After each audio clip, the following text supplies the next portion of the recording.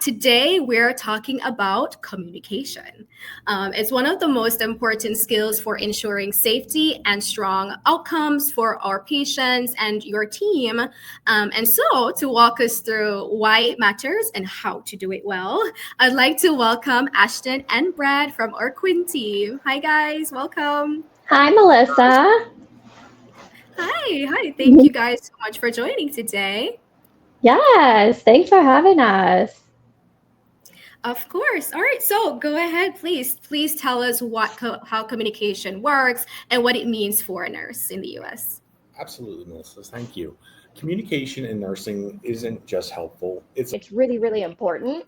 And so, when that breaks down, it can lead to really serious misunderstandings, safety issues, poor patient outcomes. So when it is done well, communication becomes one of those most powerful tools that we have for delivering safe, coordinated, and compassionate. as Ashton was saying, when communication is done well, it is a powerful tool that helps us deliver the safe and coordinated care that is needed. To set the stage, let's take a look at some of the core foundations that support strong communication. Some of these foundations is the role of empathy, consistency in communication, nonverbal cues, culture competency, transparency and honesty, confidentiality, and interdisciplinary communication. As nurses, empathy is a large part of our role, caring for patients day in and day out and wanting to do what is best for those patients. In caring for those patients, you want to inform those patients through consistency in your communication on what's happening with them and what the plan is. At times, you may see your patients react in nonverbal ways, and being attentive to those nonverbal cues is important. That also plays into the cultural competencies. Different cultures express themselves in different ways, and being in tune to those nonverbal cues or verbal cues when it comes to communications it's very important. Making sure that you are delivering clear and honest information that the patients understand. At times, you may have to reword or change things to help them understand. Confidentiality. HIPAA is a big thing here in the US, where private health information cannot be shared outside of the healthcare setting.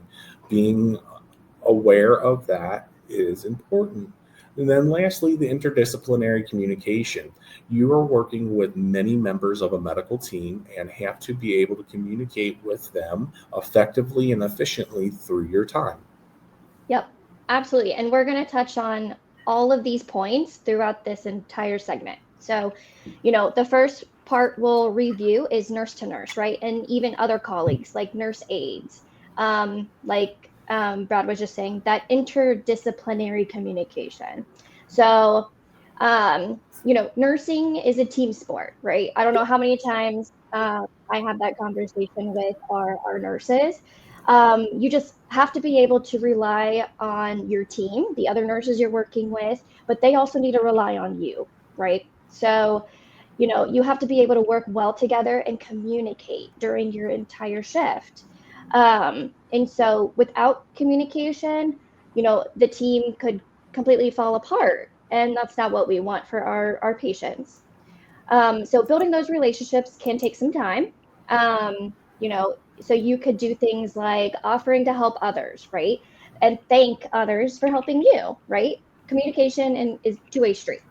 Avoid interrupting, take accountability, apologize when necessary, and have manners, right? Please, thank you.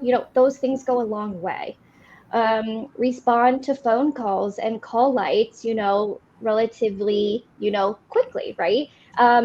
In a respectful amount of time. Speak up. No one can read your mind and you can't read theirs, right? That's why verbal communication is really, really crucial. Participate in unit or department events. Sometimes I know in my experience, and I know Brad and I have talked about it. I mean, our team now, also has food days, right? Everyone brings in something, and it's just a really great bonding experience. And you get to have fun while at work, right? So it's really, really important to participate in those kinds of things. And be professional, right? The language and behaviors should remain professional at all times while you are on the job. So have personal conversations privately, right? Don't have your personal phone out in the nursing station in front of patients, families, even other colleagues, right? And conflict, right? Conflict is inevitable, right? We're humans. But there's a professional way to manage conflicts and have those difficult conversations in a professional manner. It can even happen with physicians. And so, Brad, I know you're going to touch on nurse to physician, and I'm sure we've each in our experiences have had some run-ins with some physicians. Yep. Thanks, Ash. This is great points in the nurse to nurse communication. Now, let's talk about nurse to physician communication. Many international nurses come from areas where the hierarchy of the hospital setting looks much different than the US healthcare system. Many times, physicians are the drivers of the work that needs to be done. Here in the US, nurses have a lot of autonomy and expectations, but still work very closely with the physicians. Physicians and nurse practitioners aren't always physically on the units or in the building, so it's critical to be able to speak through them through various ways. Some of those ways may be from paging them, sending them messages through an internal system, or phone calls. Remember, you are a critical part of the healthcare team, and they can't do what they do without the nurses. Collaboration between the provider and nurse leads to a better patient outcomes. One good way to speak with physicians when you're needing to contact them is to use the SBAR format. Ashton, can you tell us a little bit about the SBAR? Yes, absolutely. I feel like in nursing school, that's like all we heard is like use SBAR, use SBAR. And so for those that aren't aware, so SBAR is an acronym that stands for situation, background, assessment, and recommendation. And so it is designed to just standardize communication between providers and nurses to improve accuracy and efficiency with that communication. And so just fun fact, so the SBAR was actually created by the US Navy and was later adapted in the 1990s by the healthcare system. So I thought that was kind of cool. And it is widely used all over the US in any healthcare system. It's very well known. And so it is and will be expected for you guys to adapt this version of communication. And so here on the screen, you'll see an example, a great example that we found from the Institute of Healthcare Improvement. And so as you can see, so situation. So basically, what are you calling about, right? You want to ID yourself, the unit you're calling from, the patient you're calling for, and room number, and briefly state the problem, right?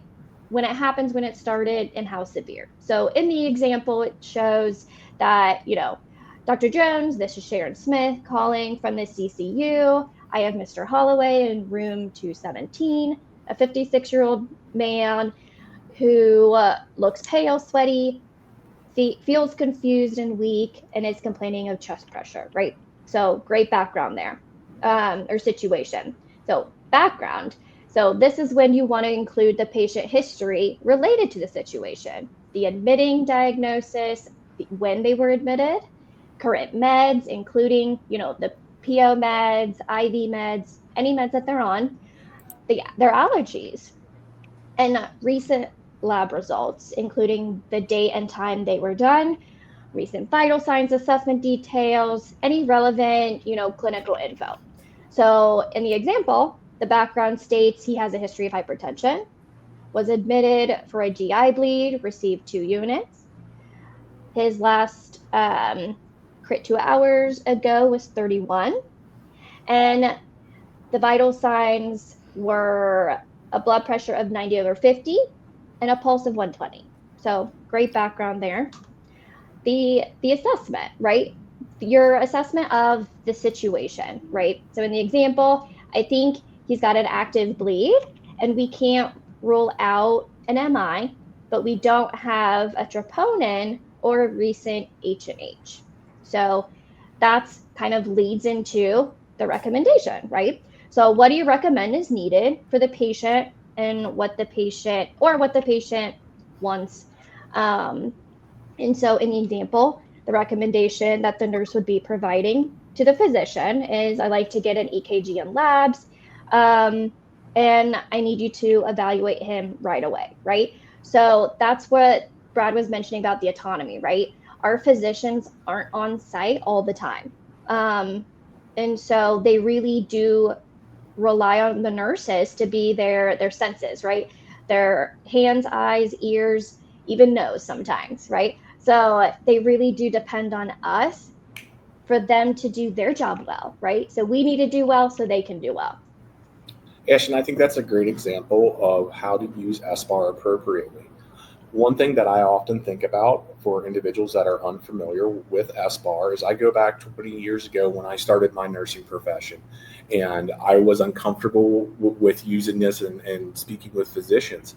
I oftentimes would write out the SBAR before I would approach the physician to make sure I had all that information together. Some other information that you might want to ask yourself, hey, is this pertinent to the SBAR? Have you seen and assessed the patient before calling the physician?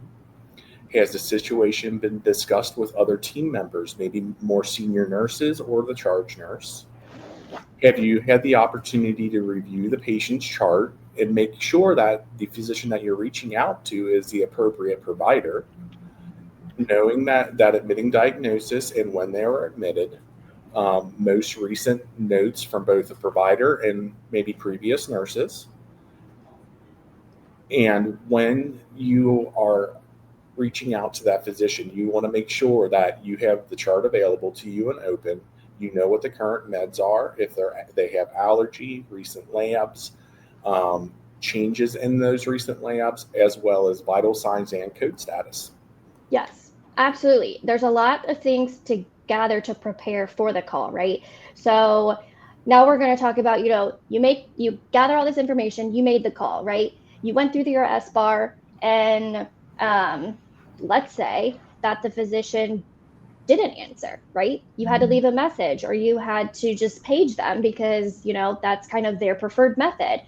The next step would be, hey, now you have to wait for them to call you back, right? So you want to be ready for that return call. So you want to be available, right? Communicate with the administrator that's running the front desk, charge nurse, whoever it may be, that kind of manages when the unit phone rings, right? Because that's the number that you're going to give them for them to call back. So inform them like, hey, I called so-and-so for this patient, please let me know when they return my call. So that way they know just to automatically send it to your phone or just find you. Like all the stuff that Brad went over needs to be ready, right? Be able to, if you can, get to a computer quickly too. Make it quick, right? That's when they return your page or your message, that's when you go through the SBAR, right? So you should already have that prepared, right?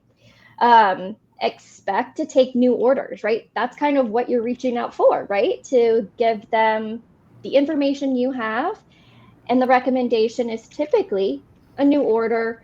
And so, they can give nurses a verbal order, right? So that requires you to be able to be at a computer to put that order in for them, right? So really important to be able to have a pen ready, piece of paper, be by a computer, just be ready, be prepared. That's great, Ashton. So we've covered nurse to nurse communication, and we've covered nurse to physician or nurse practitioner communication. So now we're going to talk about nurse to patient communication. So HCAHPS is it's called the Hospital Consumer Assessment of Healthcare Providers and Systems, the first national standardized public report survey of a patient's perspective of hospital care. This is like your grade on your report card. HCAHPS are a very big thing in the U.S. healthcare system, and they are one of the 4 determinants of reimbursement, or how hospitals are paid for their services, with the 3 other areas are the outcomes, the efficiency, and the clinical process of care. So this survey is designed to produce data about the patient's perspective of the care that allow the objectives and meaningful comparison of hospitals on topics that are important to consumers, like communication. That's one of the biggest. They will rate you low if you don't provide effective and clear communication on this HCAHPS score, and therefore then the hospital will not receive as much reimbursement as they could have. Another area of this is public reporting of the survey's result in new incentives for hospitals to improve quality of care. If a hospital is scoring low on an HCAHPS in a consistent area, then the hospital knows that they need to work on that area to develop a better, effective plan to have that improved. The public reporting system serves to enhance accountability in the healthcare by increasing that transparency of the quality of the hospital care provided in return to the public investment. Every single day here in the U.S., over 6,000 of these surveys are completed, and they are viewed. Yeah. And, just thinking about just how many patients we have in, on one unit, in one hospital, in one city total, right? It's really great that our patients do fill these out. And so they, during their stay in the hospital, right, they're anxious, they're worried, concerned, even families, right, are feeling those things. So it's really, really important to communicate with the patients and families to help them better understand what's going on, right? Because many of them, like we have medical background education, they may not. So it's really important that we're able to educate them, right, on what's going on. Sometimes the doctors or nurse practitioners kind of get in their mindset and just speak medical terminology, right? But they forget that sometimes their patients aren't at that level. They don't understand that. And so it's really important for the nurse to, be sure to educate and kind of break it down in layman terms, right? At a level that your patient and families can understand. Very, very important. And even so, at times the patients may feel embarrassed or not ask questions with their providers. And so that's another reason that, you guys as nurses spend a lot of time with the patient, right? So they probably feel more comfortable with you and confident in your ability to support them and educate them. So, they are able to be vulnerable, right, with their nurse. And so it's really crucial that you're able to, speak to them. And in addition to educating in that way, it's really important that you can explain, right, what you're doing. So, it's one thing to, again, have a patient where you're putting in an IV, right? They may not have ever got an IV in their lifetime, never even seen one, right? So they don't know what you're doing. You're taking their arm and poking it. And so it's really important that you explain, I'm cleaning your spot for your IV. This is where your medication's going to come through. And that's how it enters, right, your body. Explaining what you're doing as you're doing it, and even a little bit before, right? Letting them know as soon as you walk into the room, hey, I'm going to get some lab work from you. Instead of just walking in the room and grabbing their arm and shoving a needle in there, right? You want to be sure that you ease their anxieties and worries and concerns. And listening, right? So I know today we talked a lot about talking, right? But listening is just as important from in all areas that we've talked about today. So it's a really crucial and critical life skill. You have to be able to listen to be able to be a good communicator. And so avoid finishing sentences for others, interrupting, so changing the subject, looking elsewhere other than the person speaking to you, right? So just make sure you are active listening, right? And this goes to anyone that you speak to in life, right? Really important. So Ashton and Brad, I just wanted to ask a quick question because, communication does seem like a vital role for a nurse. You said nurse to nurse, nurse to patient, nurse to physician.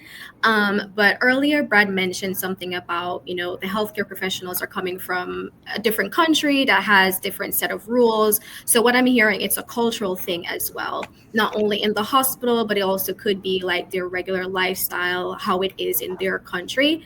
And so sometimes it's a little hard to get out of what you're used to. And I believe this segment is very important for that. But it also, I'm more asking like about practical ways. So do we provide any training or courses where they could do simulation of these things so that they can get into it before they get here or after they arrive? Mm-hmm. Yeah, great question. Yes. So our healthcare professionals do complete modules related to and surrounding communication in various settings and individuals, right? So we do support our international healthcare professionals in that sense, and that's just part of our full circle of support in terms of making sure our healthcare professionals are ready, right, prepared, and know what to expect. I think you said that very well, Ashton. All right, so I'm going to go over key takeaways from our talk on communication. Communication in nursing is crucial for safety and of the staff and the patients. The healthcare team must communicate to each other for the patients to have the best outcomes possible for their hospitalization. Utilizing SBAR format when communicating with your provider for your patient is the best way to give them all the information they need accurately and efficiently. Having your information prepared before calling them and paging them is important. Communication and customer skills are a must when speaking with the patients and their loved ones. You are with your patients more than anyone else in the facility. They rely on you in so many ways, so communications is extremely important so they feel safe in your